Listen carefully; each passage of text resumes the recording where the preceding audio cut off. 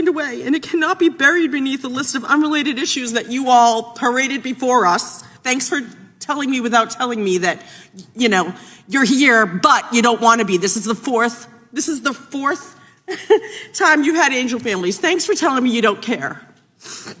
This cannot be buried under your slogans, your statistics, or excuses, and this just can't stand.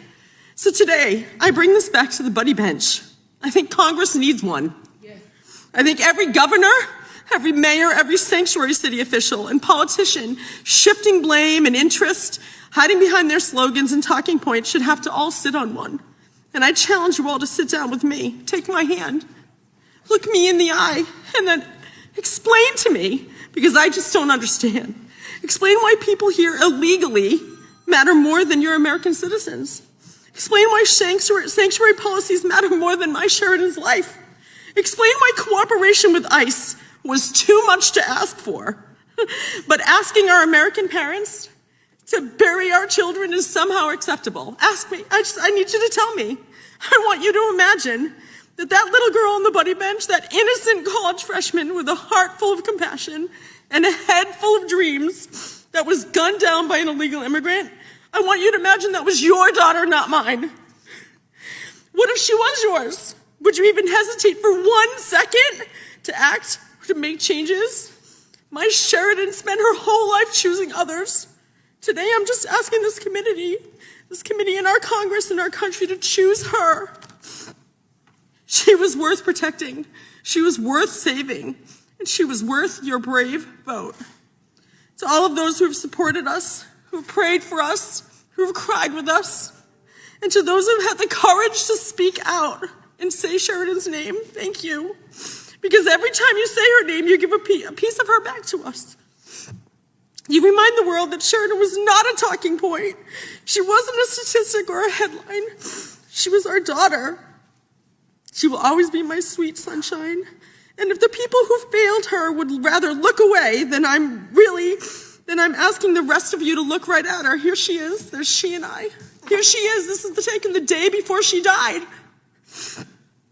Say her name, tell her story, and demand better. Because my Sheridan Grace Gorman should still be alive. And no mother should have to stand where I am standing, begging elected leaders to value my child's life after it's already too late. I cried when I came into the room. I saw this poster that you made. It says, at every stop, the system had a chance to stop him. At every step, it failed.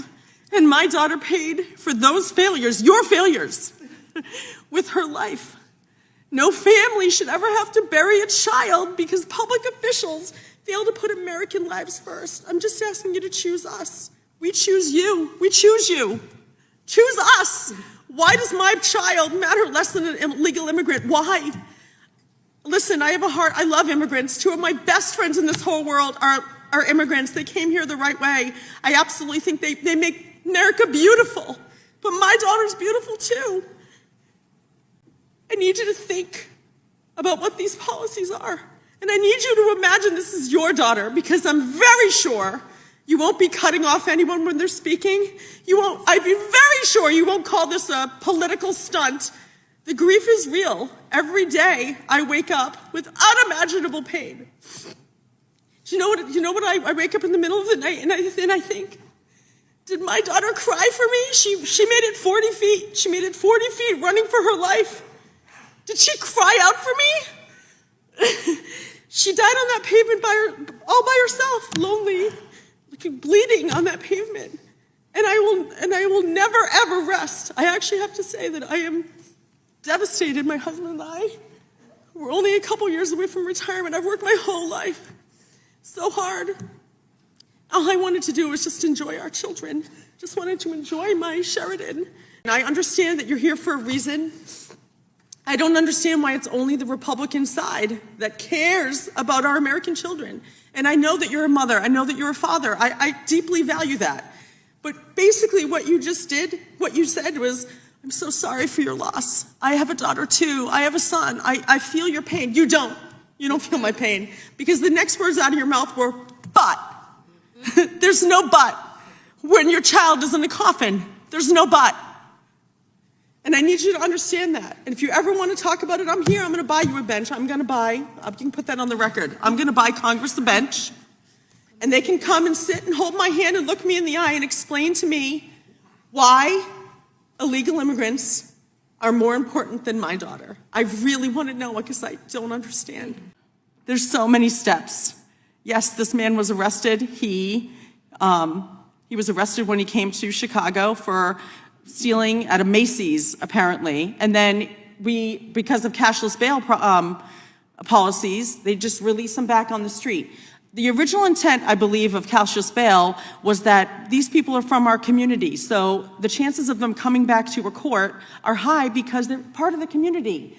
That doesn't apply to illegal immigrants. This man didn't have an address. The fact that he was even released on his own recognizance, how do we know this man's not even using a different name? We trust that the name he gave himself is Jose Medina. There's so much wrong with these policies, cashless bail, sanctuary cities. It's a roundabout. The sad thing is that I've had to educate myself, my husband. We've had to educate ourselves on immigration law. It's disgusting. There's so many little loopholes, and the fact that Chicago's not even allowed to ask if someone who commits a murder is an illegal immigrant. They're not allowed to store that information. That should tell you everything you need to know. It's an evasive game of shifting cards and shifting blame. And frankly, sitting here, yes, I'm thankful my daughter wasn't dismembered, I need people to think about that. You don't have to be a parent to feel the pain that we're feeling and the betrayal.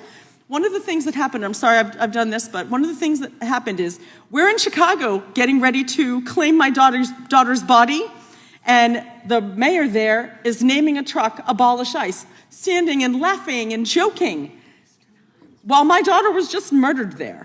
Like, what?